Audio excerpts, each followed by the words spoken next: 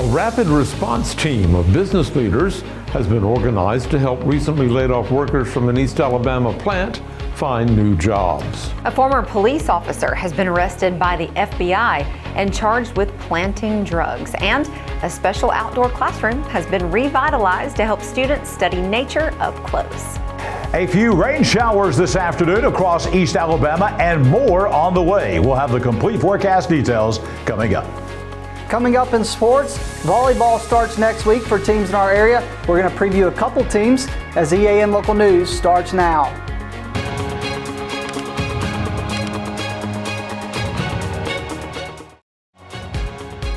This segment of EAN Local News is brought to you by Waldrop Manufacturing, metal buildings made right here in Calhoun County.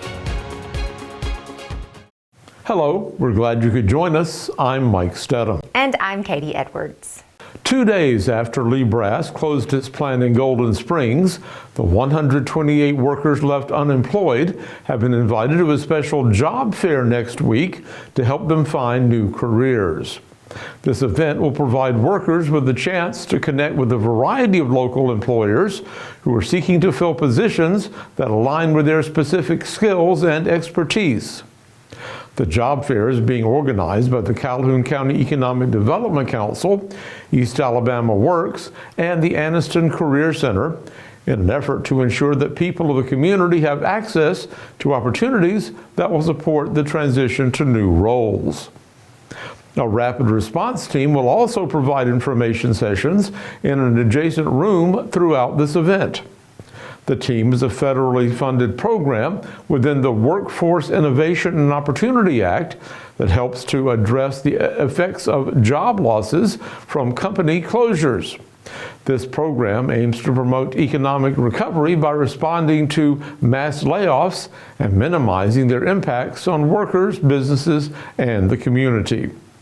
The job fair will feature representatives from at least 16 area employers who are looking to fill job vacancies.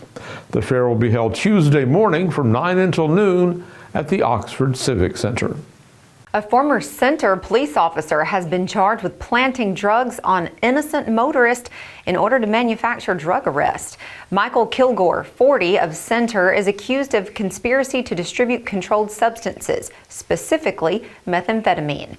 Federal court officials say Kilgore has agreed to plead guilty in this case. The charges were announced this morning by U.S. Attorney Prem Escalona and FBI Special Agent in charge Carlton Peoples.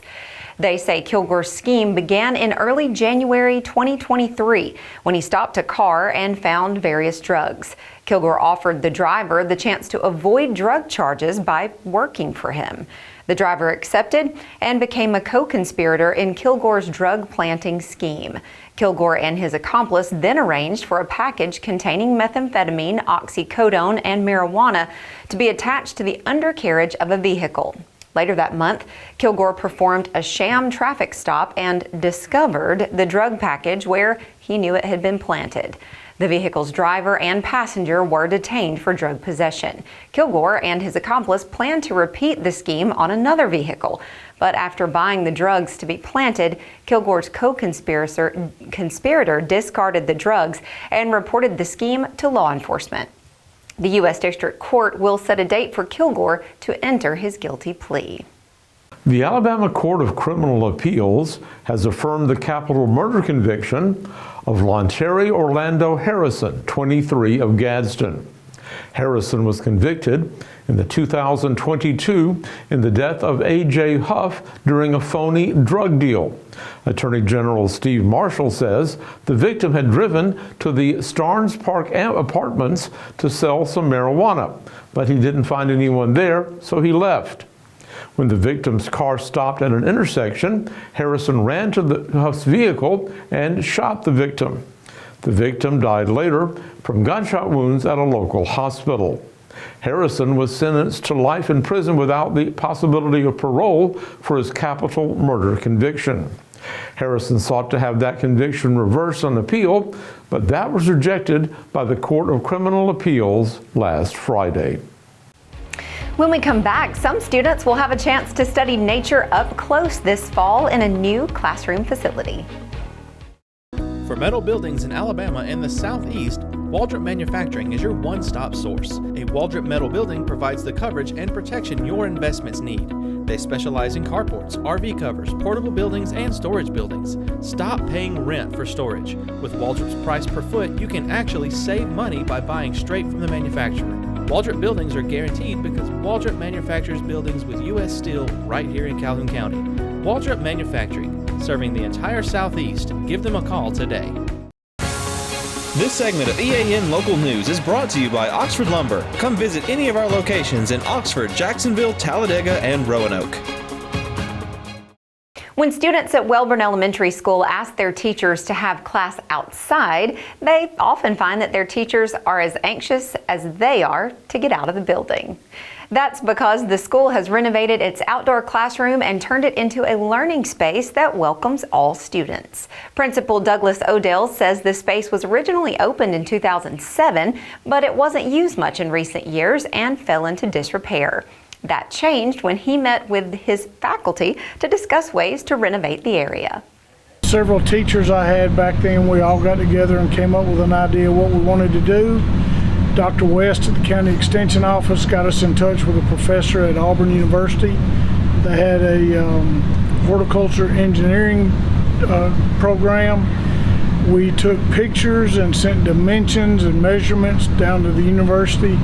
Those students took those measurements and ideas and basically planned out an outdoor classroom. Working with the Auburn students gave Odell and his teachers plenty of ideas for ways to improve the outdoor classroom and add features to make it a more inviting space for both students and faculty. We have a water feature, we have an amphitheater, we have a communication board that serves a dual purpose for non-English speaking students as well as those that are just unable to communicate orally. Probably one of the only schools in Northeast Alabama that has one of these. But we have a stage area, which we have graduation programs. We can have student dramas out here. We have book bin sections because we have classes can come out here and at random and just read anytime during the day. It's 100% ADA compliant. So it doesn't matter what language you speak or how you get around, you can find a place to enjoy out here. Odell says a major goal of this project was to make sure the outdoor facility would be accessible to each and every student in the school. We kind of came up with a moniker of No Child Left Inside. Of course, you know, Alabama's, the beginning of school and ending of school is usually rather warm, but we wanted to give them someplace they could come out and actually enjoy and not be on a hot, flat playground somewhere. But just be able to take what we do inside and take it out and just kind of change it up and give the kids a different way to look at their education and find a way for them to actually enjoy what they're doing. Because most kids in that building right there would rather be outside reading a book than in a classroom. When we return, a popular local restaurant helps the high school raise money and build excitement for its sports program.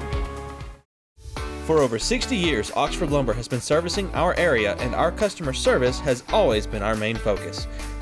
Our customer service is what sets us apart from anyone else. From the moment you enter, our highly trained staff will treat you like family. To enthusiastically provide total customer satisfaction within a positive and self-fulfilling employee relations environment. Visit us at any of our 4 locations or at oxfordlumber.com. This segment of EAN Local News is brought to you by WM Grocery, located in Heflin, Wadowee, Roanoke, and in Piedmont. Zaxby's in Oxford hosted a pep rally Wednesday night for the Oxford Yellow Jackets and donated a portion of their receipts from the evening to the athletic program. Special Spirit Night activities included a wing eating contest, along with an appearance from the football team and performances by the Oxford High School Band and cheerleaders. The same 3 squads will be featured Friday night at 7 at Lamar Field for another Yellow Jackets pep rally. What a fun and unique thing to do. You know, pep rallies, especially if they're outdoor, can sometimes get rained out, but the wing eating contest, that's rain or shine. There you go. Nothing wrong with that. That's right. And speaking of rain or shine, John Holder's joining us now in the EAN Weather Center to tell us if we can expect any rain in the coming days. John? Mike and Katie, the weather forecast has some wet weather in store for the next several days. We'll break down the rain chances for all of East Alabama next. Spring into freshness at WM. Celebrate the season with our bountiful selection of farm fresh produce. From juicy berries to crisp greens, taste the flavors of spring at WM. Visit us today and let the freshness bloom in every bite.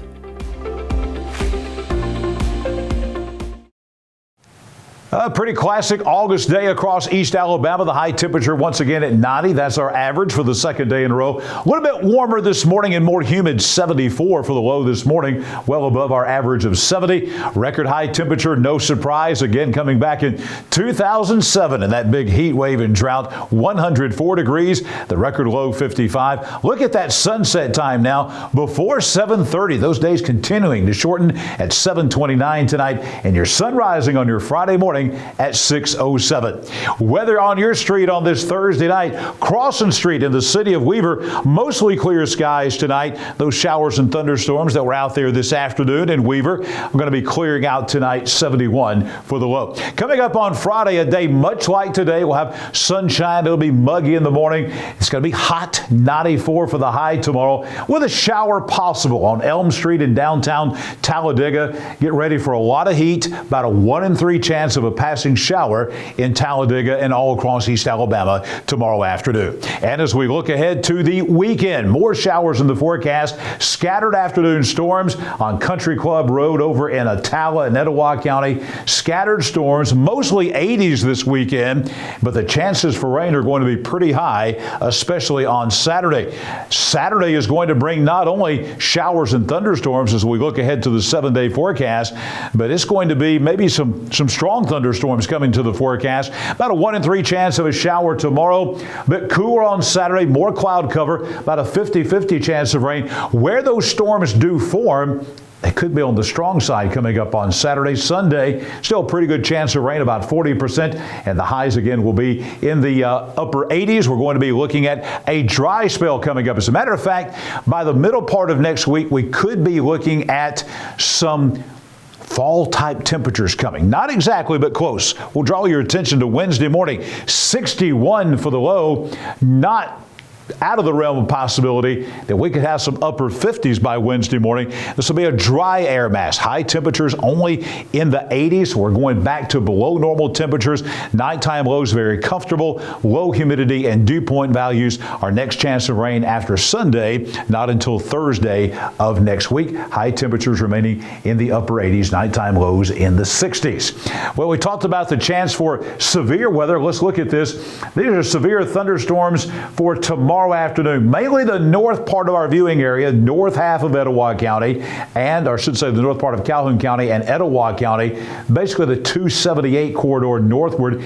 Friday afternoon into the early evening hours, we could have some strong thunderstorms. This is looking at a damaging wind threat, maybe up to 60 miles per hour. And of course, with a high tomorrow being in the mid-90s, lightning will be another big factor in any of these storms tomorrow afternoon. Again, most folks only about a 1 in 3 chance of seeing a shower, but where they do form, they could be strong. And this is going to expand southward during the day on Saturday. Looks like all of central Alabama will have a chance of strong to severe thunderstorms coming up on Saturday afternoon as well.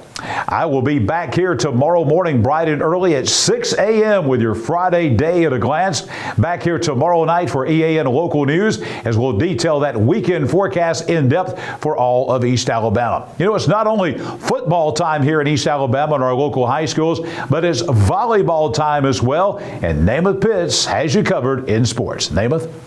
Thanks, John. Volleyball season starts next week for teams in our East Alabama area. We're going to preview a couple teams today, starting with Alexandria.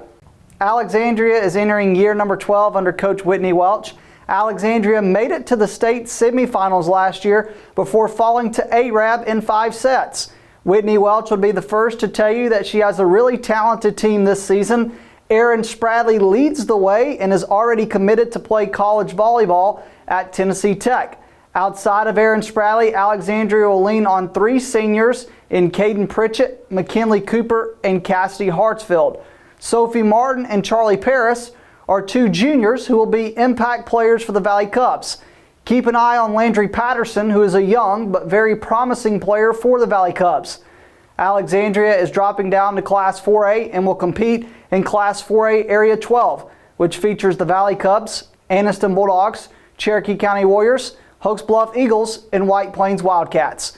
Alexandria will start their season next Thursday on the road at Lawrence County. The next team that we are going to preview is the Donahoe Falcons. Donahoe is entering year number 3 under Coach Anna Taylor. Donahoe made it to the state tournament last year, but lost in the first round to St. Luke's.